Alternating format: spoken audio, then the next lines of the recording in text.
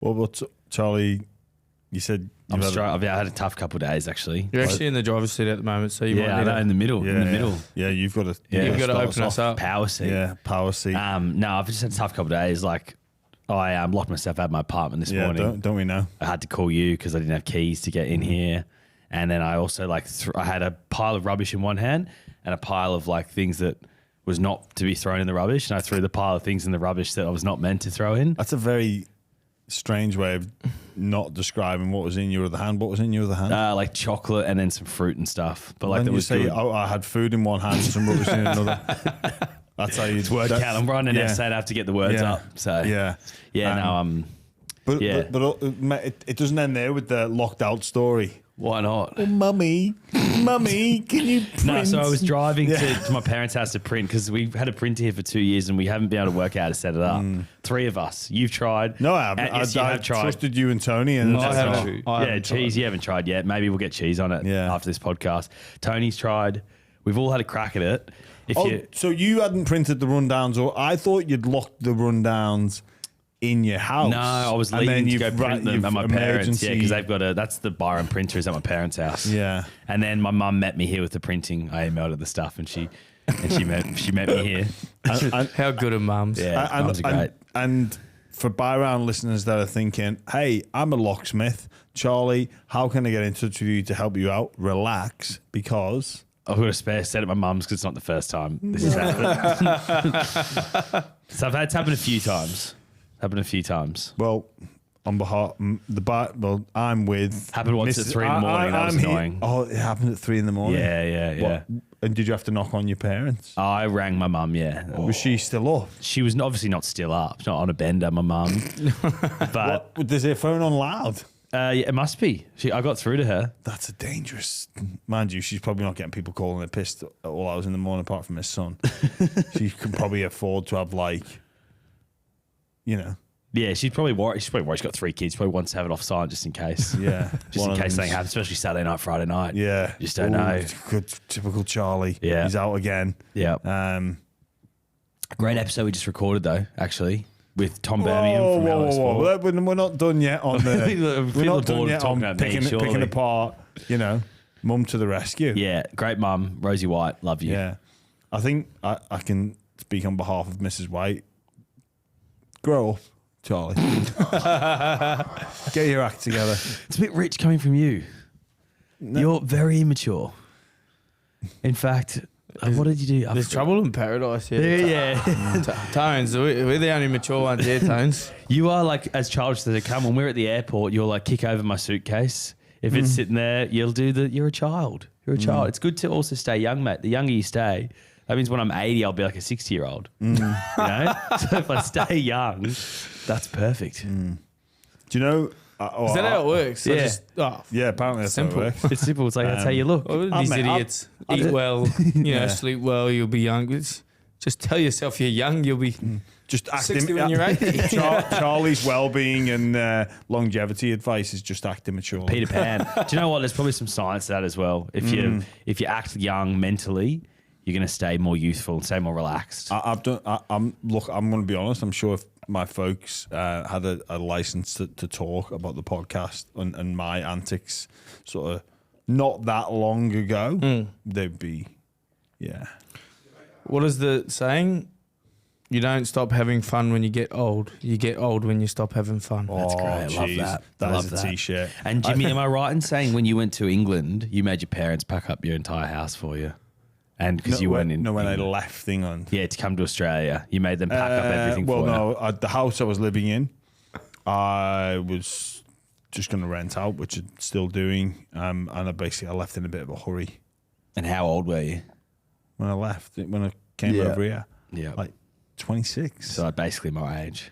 I'm 29. Yeah. So it's basically the same. Not quite. Anyway. I was in a rush. I went on holiday instead and then... I was playing for England, so I couldn't pack. Were you on holiday or playing for England? Which one was it? Both. So I went and played for England and then went on holiday to Tenerife and then was like, oh shit, I should probably... And then I was like, oh, Mum, can you do it? I probably should have paid. But not that much needed packing up. Basically, just needed a bit of a clean. Either way, mums are great. Yeah. Mums are great. That's all that matters. Yeah, they don't, like, can I tell you, I guess, a story where I'm not ringing up, but I think I was home once, and I nearly like set the house on fire. Like, so I came in after a night out, and one of the places that the little town we went to, place Ormskirk, and they didn't have anywhere to eat after, and sort of the Macca's drive-through was probably, I think, a bit chockers. So I've gone home. You know when you're starving when you're eating, you think, I've got to make something to eat. Mum and Dad's kitchen was bare, no bread in. So I was like, oh, I'll get some oven fish out the oven, like cook some fish, and just happy days. I'll just eat a couple of fish. I like fell asleep. Oh no! At like whatever time. Dad's coming. Just gone. I think this fish is cooked, son. Just like steam going everywhere, smoke everywhere in the kitchen. He was like, thankfully he saw the funny side, but yeah, Mum was like, "You could have burnt the house down." I was like, "Whoa!" The smoke alarm would have went off. Yeah. But no, my folks, they probably don't have the smoke alarm batteries, so instead they blame me, not themselves. Yeah. So if you're out there, test your smoke alarm batteries, people, because you might have a fool like me. Oh, I have a funny story what my mum does for me, but I think I should just keep it on wraps. Mate, no, Come on. No, it's gross. It's gross. That's Yeah, what it's I eat nasty. best. Still. As recently, I after I was going through the depressive side of this injury, it was like 8 days after surgery, and I had mad diarrhea. Oh. If you've got a knee injury, you can still wipe your ass. No, this is the thing. So I've got up. My belly was so sore. I've got up and I've crutched to the toilet, and I'm in excruciating pain at this point, because when you stand up and you've got a knee surgery, the blood feels like it's splitting the stitches open. And I've like pulled my pants down. I've gone to like lean on my crutches to get down onto the loo. And the floor was fucking wet ass. My little brother, I blame my little brother. And I've slipped, and I've just gone boom. I've hit my left thighs, hit the toilet seat, and I've rolled over, and I've hit the floor, and it was so sore. And as I've hit the floor, it's just gone. Mate, and I've looked at the wall, and it's just looked like someone's thrown a tomato at the wall. And I've gone straight onto the blower to my missus. She was at work. She couldn't answer the phone. I rang my mum up. I started crying. I was like, "Mum, look at this." And I was like, Oh, you FaceTimed her? I FaceTime. And I was like, "I need you to come look after me." And when she comes, she flew on like the next flight over. She flew over from Brizzy. Oh, And wow. she stayed with me for like a week. And she brought me like a whistle. And every time I needed anything, I was I needed food or water. Mate, that was a low point in my life. That, Thank you for sharing that surgery. story. But yeah, that was Yeah. just getting vulnerable with his. Yeah, it's good. Yeah. I just Good want to to be say how Good good to open my, up, yeah. how good my mum was. This would have been a perfect Mother's Day episode. for us to have done. Yeah. Damn, we've missed a chance But there. speaking of shit, Laurie Daley, the new South Wales coach. No, he's great. I was He's going great. to say clickbait, but anyways. Oh yeah, we should have started with that. Yeah. Tell us how you really feel. No, Laurie Daley, New South Wales coach, 2 years. He's got Craig Bellamy as well. He's the chief advisor. I think Craig Young's going to be part of the coaching staff as well as an assistant coach. He's obviously the man that broke the drought, and he had coached that New South Wales side during arguably the most dominant Queensland period ever. 6 wins, 9 losses. That's probably a really good record for the time, but great signing for New South Wales. It's an interesting one to go back to someone that's been in that environment before. And obviously, you know, the difficulty of coming up against that Queensland side in particular was got to be a tough ask for anybody. There was some strong candidates. I think I read somewhere that the board voted unanimously with Daley. So I think, you know, New South Wales have got to come together, get behind Laurie. But for me, the interesting aspect of this is Coach Bellamy being involved. You would do anything for a bit of cash. Well, I don't. Right. Well, you know that's how Laurie Daley got the gig as well. Yeah, that he had brought Bellamy into his setup. That's one of his big pitches to New South Wales. If you're let's take everybody's fit, right? and the season goes as predicted, who's your top 2 teams? Melbourne Penrith. Melbourne probably. Penrith, right? Who's the spine of Queensland? Munster. Ponga or Walsh at the back. I'll go Walsh. And who's your 9? Grant. Yeah, so you've got. And who's 7? DCE. Still is he going to retire? Anyway, from you've that? got. So you've said that you've got Melbourne and Penrith, and you've got Munster and Grant, part of the game breakers, right? Yeah. That Coach Bellamy coaches foot with each and every week, Yeah. and now he's going to have to devise a game plan to shut those 2 down. Speak about their strengths, their weaknesses, areas of the Is he game. maybe the perfect man to do that then? But how? But why would you want to do that? You could. Very valid question, Charlie. Let's see New South Wales. What's their spine if everyone's fit?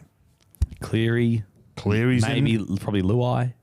Luai, At the back's Edwards now. Edwards, And dummy half would be, I mean, it was Reece Robson last year. yeah, So. and then put for good measure, important part of their spine, Isaiah.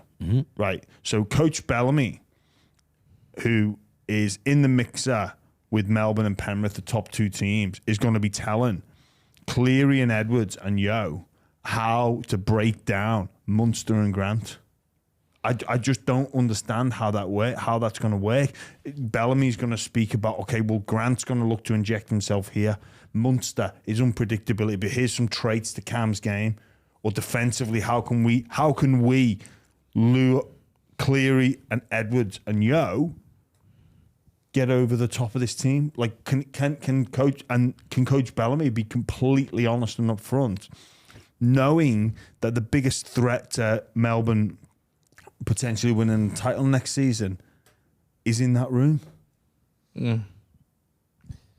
That's an incredible point you've made. That is a very incredible point. Like I think you're spot on. I think he's not going to be doing too much. He can't. Yeah. I think that chief advisor role is a bit of a throwaway role, to be quite fair. Like, what does it mean? Help pick the team, maybe. But then if you're Daley, you're going to be you pick the team, but like let's devise a game plan, and you devise a game plan to shut down the spine, the controlling aspects of the game. Yeah. Like we know it's going to be emotional in the forward pack. We know there's going to be strike on edges. Yeah. But then when it comes down to the game management, the game control, I just don't know how much Bellamy can give away, not to New South Wales, but to Cleary and Edwards. I think Cheese has nailed this though. Is it kind of just like a thing that they can say to the media that's kind of sexy? It's then like Bellamy, what's the chief point? advisor. But then because it drives like I think it's excitement. It really helps Laurie Daley get a gig. Yeah. Well, yeah, exactly. And this isn't a. It's just that for me it's an is what interesting really point. stood out. I was like, hang on. Well, Laurie and Craig are close. They played together they at played, Canberra. yeah. So Laurie might have called him and said, mate, I need you as my chief advisor. I think it's going to get me the Blues job. And Bellamy will be like, yeah, sure. I'll help you out where I can. But you're right. He's probably, for things like that, like I'm not going to tell you how to shut down Munster and Grant. Yeah. I just can't. They're my guys. That's how I'm going to win the comp this year. And maybe that's why Bellamy, when he was New South Wales coach, he was compromised. You know, like I can't give away. Yeah, because his weaknesses. record was 0-3. Yeah, I can't get. An amazing coach that he is, but if like any person, if they're compromised on their interests, it's always going to be difficult. Yeah. That was the thing that really stood out for me. Not the fact that Daley's record. Daley's going to bring passion.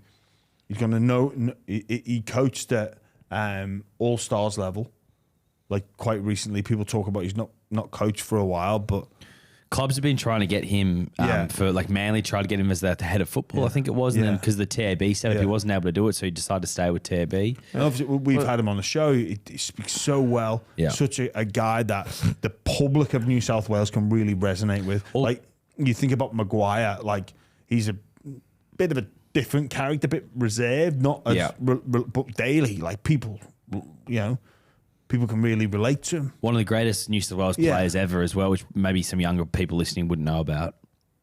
But No, it's a very, very interesting point. And like also Billy Slater as well, being the coach of Queensland.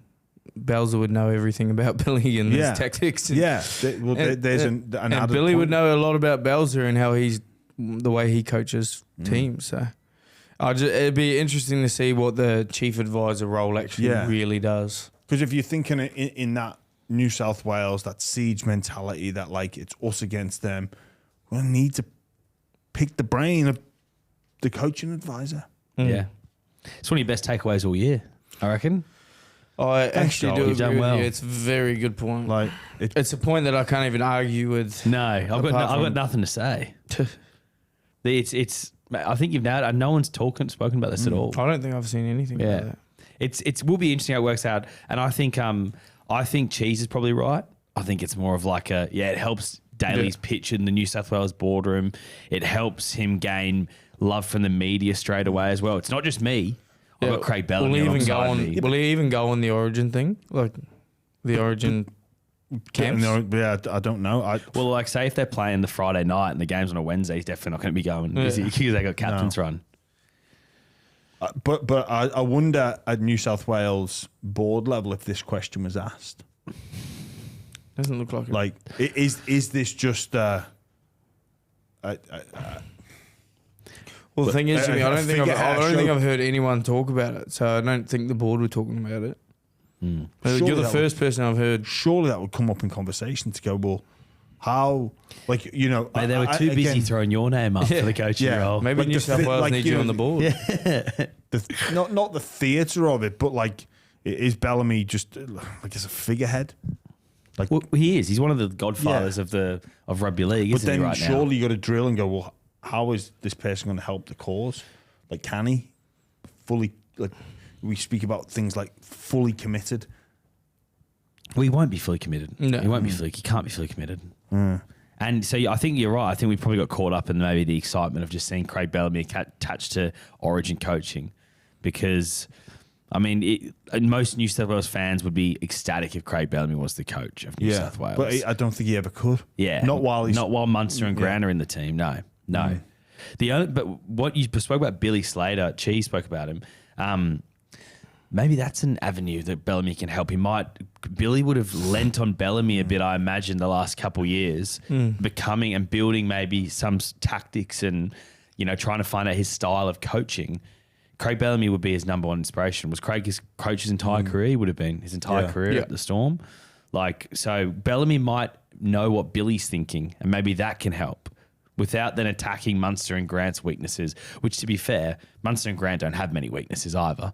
There's a reason they're playing in State of Origin, and there's a reason they play for Australia as well. Yeah, he's not going to talk about their cues and triggers, and most of the time you know what you're going to get from players like that. I don't think he'll talk about, like, when Harry does this, it means he wants to do this. I don't think he... Well, I hope he doesn't. But wouldn't coaches be able to get that anyway?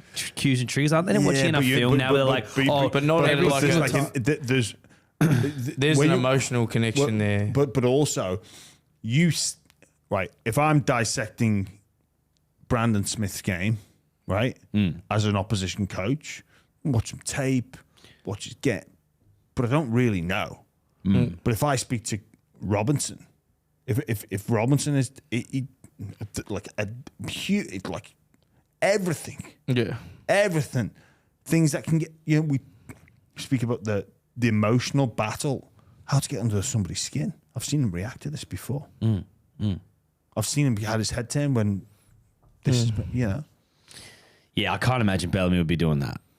He won't be. No, he won't be. Overall, though, Laurie coming back, I think Laurie maybe was probably got a bit of unfair criticism when his name popped up in the first place. I think Laurie Daley would do a great job. I know he knows how to bring a group of guys together. That's why you speak to guys who played in that team, and he was culturally was great. The only criticism of him was maybe he didn't change the players quick enough. He stuck with that same group for maybe a little bit too long. He's quite a loyal coach. Is he ruthless enough? That's some of the question marks. But yeah, well, he's coaching against the equivalents of the dream team. Yeah, The USA basketball dream team with Michael. That's pretty much who he was coaching. Well, what decisions does Daley will be hoping everybody's fit. I think last year's team almost picks itself. You got Cleary coming back in. You'd hope he'd be fit. Big decision. Does he play Moses and Cleary together? Does he just Moses off the bench? There's some calls there. I think one of the things around New South Wales and like their culture, and speak about bringing people together. I think in previous years they've been based in Sydney and Coogee. Now they under Maguire they moved to the Blue Mountains. Like, will he continue with that? Yeah. I'm again, just because something worked doesn't mean it's the right way to do it. No. So yeah, I think it's good that they've made an announcement with this much runway so he can get his plans in place. If he wants to change it, then you've got to back the coach. But if he wants it to stay the same, not much needs to go on. But he needs eyes on the ground, from round one. Yeah. They'll go in as favourites, New South Wales as well. Let's move on because we've got a few other things to get to. But I want to talk a bit about some clickbait stuff that's been happening on social media lately. And I think, obviously, we work in the media, but like there's some stuff going online which is just crazy. Like Tony's not been hacking into the buy around account again. He's been doing the most clickbait headlines ever. It's crazy. No, I want rugby league. Clarkie's rugby league column. Are you aware of Clarkie's rugby league column? No, you're not really on social media across it. It used to be Clarkie's NRL column, but NRL shut it. Oh, really? They shut it down. Did they? Did they really? Yeah, it was Clarkie's NRL column, and then they shut his thing down because you're not allowed to have the NRL. Yeah, it wasn't. That's why it's the rugby league guru, not the NRL guru. Not the yeah, NRL license. Yeah, interesting. Yeah. Well, he does some good things on there where he has like news swipe throughs and you can see all the news for the day, which is great. But he does some other things which is just really irresponsible. Took this quote of Braithen Astor from 2019 where he said that Nathan Cleary couldn't reach the level of Mitchell Pearce. Mitchell Pearce's other levels of his game he can go to that Nathan Cleary doesn't have quite yet. You sent me the screenshot. No, and then the 2019 is in the tiniest little writing ever. And then initially people are commenting going like, geez, what a numpty Braithen Astor. He's got no idea. And then it's like hammering him. It's like, why else have you posted this? That's the only thing that you're trying to get out is trying to get people to bag Braithen Astor. Yeah. It's irresponsible. It's crazy that you can go on media and just twist things to make people look like a certain way when clearly what's the reason that he's shared that by Clarkie? To drive content, to drive comments against Braithen Astor. Really, that's the only reason you'd make something like that. But then, if you're going to do it in that way, I think it would surely not eventually have negative consequences. Where people are like, oh, hang on, I see what he's done there. Well, do you know what I mean? Well, Braithen Astor jumped on there and commented back and clapped back, and good on him. I think he should. He always claps back. Yeah, it's good. It's good. Like, stick up for yourself. It's great. Absolutely. Yeah, and then news.com, I mean, we did the podcast last week, and like tongue in cheek, you were like, "Oh, I got to be in Sydney for the buy around." And James Dampney on news.com. That was brilliant. Which is like, I didn't see it. Yeah, well, he basically wrote you that quote, and then a couple lines below, he's like, "Ouch!" Like, if you listen to the podcast, we're laughing. Yeah, talking about you want to stay in Sydney for the buy around. Context. Sorry, is it like? Obviously, we spoke about your future. We spoke about how uncomfortable it was. Like, and it's like, oh, you got, and you said like not even tongue in cheek, like it. Oh yeah, I've got to stay in Sydney for the buy. I can't go to Townsville. Yeah, they can't make me go to Townsville. Written down, like reading that, say, oh, he's interesting. Mate, I had people like message me on Instagram like, how dare you disrespect the Cowboys? Yeah. It's hot up there. Yeah, it is. Yeah. But you played there. I know. Like, it's not like. Anyways, but like, why clip that part up?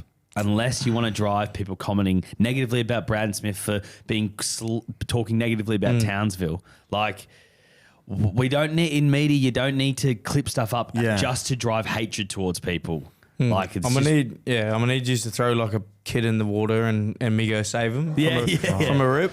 Yeah, give me a nice one. Get a nice. Mate, watch out for that being clipped up because that Brandon Smith wants kids to drown. Wants buy around to throw kids in water. Brandon Smith calls for drowning of young children. You know, just segueing off that, Harry Grant did it again.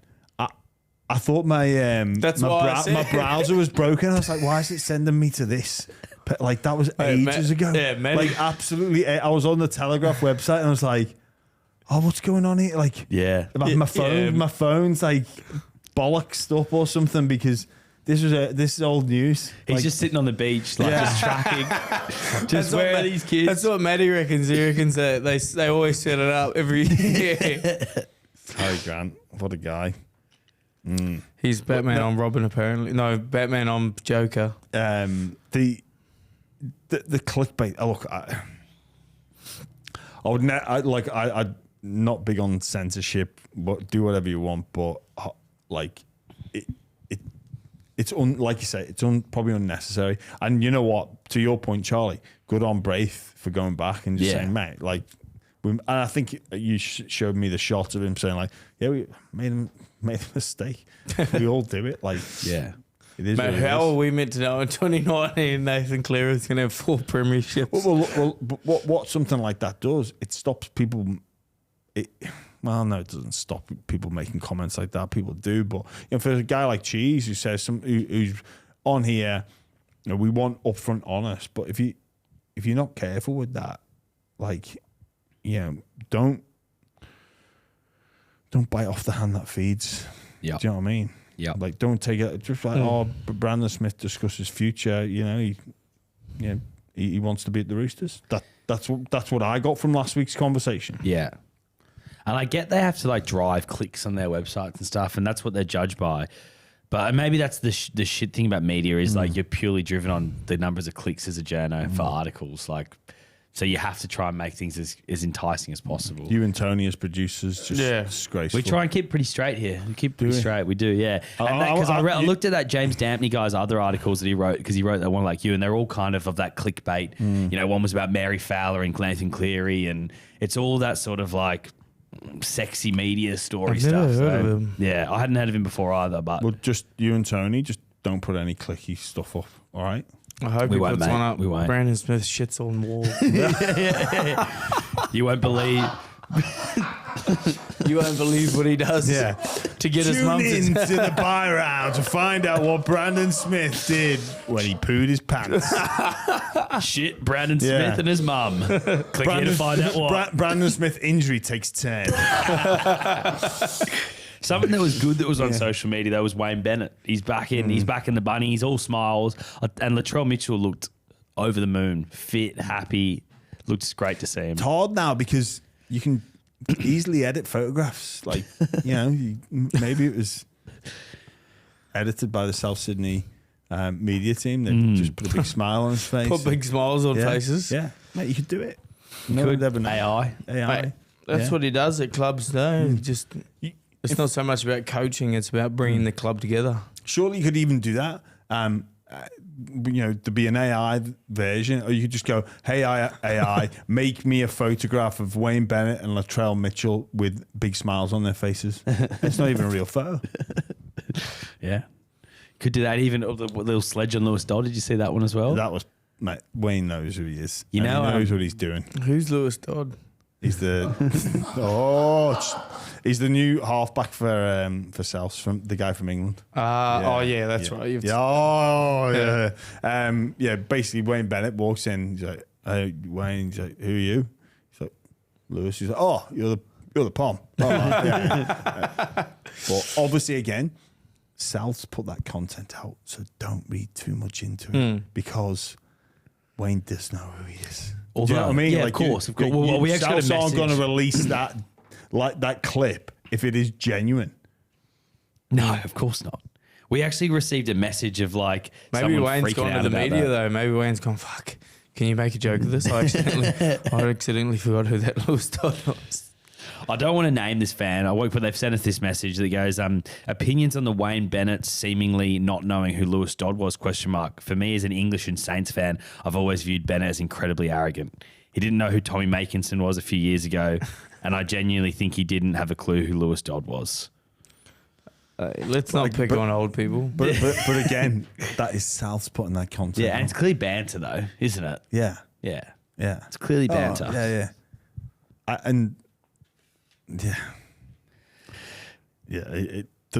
you don't control. Like I've seen some of the comments on like us about getting it after each other about being late. This guy on our YouTube, I know. We've put that out. We control the content. Like it's banter. Yeah. Like it is banter. Yeah. What did he say? I was just saying, like, oh, you guys, it's not professional. Yeah, someone said Like, it's not professional. You guys get late. It's also like, mate, the podcast wasn't released late. Yeah, it was released at the same time. The podcast was, It's like it's just for us. I think it was calling me hypocritical. It's like you can clearly see there's a difference between being late to a training session at a professional sporting organisation and the podcast. Yeah. Like you can clearly see that. Yeah. Like. And like you say, we believe that we chose to leave that in. Yeah. We can cut it Yeah. and just start it wherever we want. Yeah. On the Bunnies, though, it looks like they might be getting John Bateman as well. That'd be huge. I'll tell you what, though, Wayne's going after a lot of the guys that like Josh Schuster's, John Bateman. He's getting guys, it's almost like Moneyball style guys who maybe aren't wanted by other clubs, but he knows he can get the best out of them. And they kind of need that extra back row, don't they? Because a lot of time Jacob Host has been playing there. Yeah, it would. I think it would mean Arrow Murray in the middle, which the versatile aspect of that would be really appealing. The way the game is going, I think, mate, Murray gets that injury, so because it happened in rep football, they get salary cap dispensation, which a lot of the time you go, thanks. What are we supposed to? How do you replace a guy like Cam Murray? It's not like you can just go and pluck him from nowhere. Bateman becomes available and like they're laughing. Then Murray gets back, starts to look a bit of a better picture for South Sydney. Obviously, unfortunate circumstances. Ilias moves on, that frees some money up as well. So, look, Bateman's not at his best time at the Tigers. He's been coached by Wayne before for England and Great Britain, so Wayne knows what he's getting and he knows how to get the best out of him. Yeah, I agree. I mean, Bateman's a great pickup, and what are they going to do next year? What do you mean? With the money they're getting, I mean, when does Cam Murray get back? He gets back. Oh, is he sweet? Yeah. What did he do? At wrist. Oh, my bad. Campbell Graham's back as well for them. I mean, I think the Bunnies are going to go well. No, Campbell Graham, he was the one that was out for all year last year. Yeah. Broken Cam Murray fractured his wrist against New Zealand, and because it happened at international, they get like extra money. Yeah, because, cool. Yeah. And Tiger's going to pay for probably most of Bateman's contract because he's still, I know it's weird, it's like he's still contracted with them. Even though he went back to England, he's back contracted. Also, I've seen the Bunnies got linked with this Tim Pot hooker as well. Yeah, I've seen they need a hooker. Yeah. I think they do need a hooker, actually. They got linked with this one. Yeah. No comment. He wouldn't want to go there, though. It's too hot. It's too hot. Yeah. He's an international. It's sketchy in Redfern as well. Sketchy. Hey, don't you love it? Say he's an international hooker, but not an Origin hooker. Yeah, not an Origin. No, no. Don't know who that could be. Who could that be? Yeah, I don't know. They need a hooker though. They do.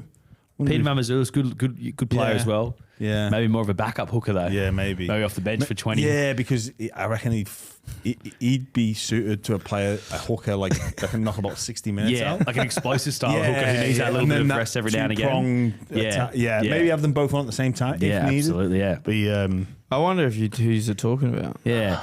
Book of Feuds as well. Just have a chat through the Book of Feuds. Wait. Yeah. I see where you're going with. I've just realised who you're talking about. Yeah. Sandon Smith. He's not an international cheese. No, maybe he's played for, I don't know, Botswana or something. Botswana. The other one for player movement is Jonah Pezet as well. Knights have offered him 4 years, $2.5 million deal. So this is from 2026. I get that offer. I get that level of investment, the length of the deal. Jonah Pezet, every time he's played, he's looked awesome. I think I've spoke to a few people about him and they say he's really happy at Melbourne, wants to stay, but obviously he wants to play first grade as well. Yeah. Like, and he can't do that while Hughes is there. No. So either Hughes moves, and Melbourne do this really well, to be fair. Like, they hoard their stocks. Obviously, they've got a great system there. Have a system where people want to stay. They did it with Cheese and Grant after Smith. They did it with Pappenhausen and Hines, and they're doing it at the moment with Farlongo and Pappenhausen and Pezet and Hughes. So whatever way the wind blows or wherever way the domino falls, they have a strong spine. They're not having that transition year. They're not going or going to market to try and find somebody. They produce from within. They hold on to their stocks. They'll have clauses. They'll have guarantees. And they just don't lose. Yeah, I'd take the offer. Well, I wouldn't take the offer, but it's a big offer for Jonah, and especially because Hughes had his best year of his career last year. I dare say that Melbourne would be re-signing him at some stage. Yeah. Then they'd have to Jonah would have to get a clause in his contract, just saying if you re-sign Hughes, then I'm able to talk to other clubs. But yeah, it's going to be hard to see Jonah like crack into the first grade side when Hughes is still around. Yeah. And he even like. That's a good offer as well. Even that 14 role, like it seems to be Wishart. Yeah.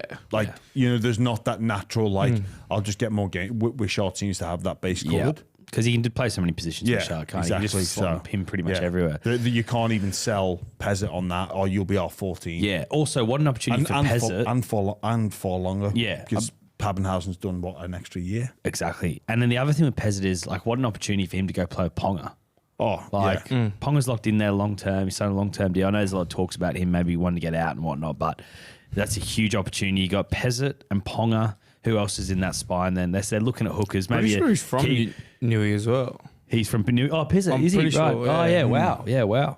They might need a hooker as well. Who knows? Who knows which sort of hooker they international probably level hooker. Yeah, they'd probably look for an international. Yeah, because they could play Crossland off the bench for 20 and then have an I explosive. already got an international hooker there. Oh yeah, Vince Crossland. Oh yeah, but Yeah. well then you could go for maybe 2 international hookers. Why wouldn't you want that? Yeah. If you can afford it. The other The one, only thing with Newcastle, a bit far. bit far, 2 hours to the Byron studio. I think it's around Is it? that. Yeah, I think so. Yeah. Yeah. He's signing with Newcastle. Yeah, when we'll go up there, we'll go meet halfway. We'll get a Central Coast studio. Yeah. Yeah. Or just Zoom. Or just Zoom. Nah, No, mate, no, it's Riverside. Riverside, Yeah. motherfucker. Dude, whoa. Are we allowed to just say that? Melbourne Sound. Is that what was that? You know the song Riverside? So Riverside's like, this is going to be really boring for everyone listening. But did you hear him say Riverside, motherfucker? Yeah. Yeah. So Riverside's like this podcast online platform, everybody that's listening. And yeah, that's the song Riverside, motherfucker. But Josiah Pahulu, he's obviously asking for a release now from Titans to go to your doggies. The Titans have said they're not going to grant him the release. Yeah, something about him not playing one game and missing out on a bonus. Like, So you need to play 20 games for a 50K bonus. He's only on 200 grand a year, so that's a huge bonus for a guy like him. 25% salary increase. The thing is, I feel like he's saying that the club did this on purpose. He is. Like, He is. You knew we had that 20K bonus. yeah, of course they did it on Mate, that- purpose. yeah, which is a bit- He gets rested for round 27. Mate, you don't get rested for round 27 without a motive. But why wouldn't they just give it Especially to not him? when you're not in the final. Yeah. Like, Did he get rested or dropped? Let's no, He got rested, apparently. You don't get you just don't get picked. You're not dropped. You're just not getting picked. You're not available for the to lose a player, to upset a player like that, just seems a bit silly. And maybe he's looked at it and gone, well, he would have had ambition to be the starting front rower alongside Tino Fasur-Malawi, and they brought in Campbell Gillard, and he's sort of gone, well, They've also got Mo Fodawaker there, and they've also got Jamin Jolliffe, who's a great player as well. So maybe he's looked at it and gone, well, I've gone, instead of going up the pecking order, I'm actually going down. So maybe there's an element of that coupled with the club. I'm not saying this is what the club did, but I'm thinking like he'd be going, I've been shafted here. Yeah, for sure. Yeah. It's not just that. Yeah. And I think It's a good thing to blame, though. yeah, and I've liked what I've seen him. He's very quick, very powerful, and explosive.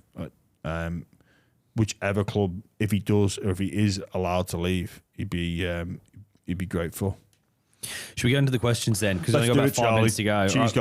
She's got places to be. He's got some rehab I'm to busy. do.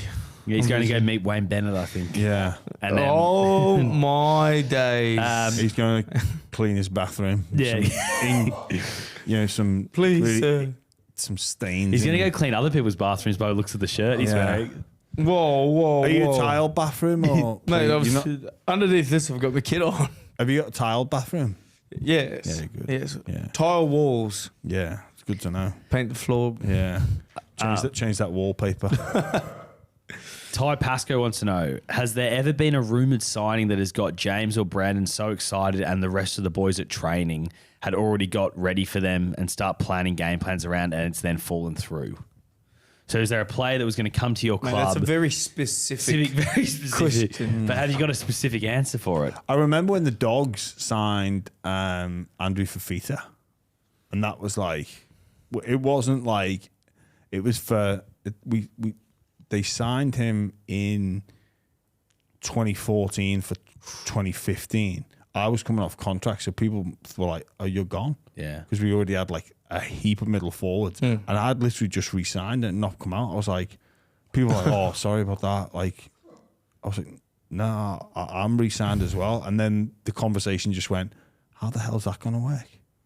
Like, there was myself, Tolman, Cassiano, Eastwood, Dale Finucane, Jeez, a couple of others who okay. are more, Frankie Pritchard on an edge, Josh Jackson on another edge.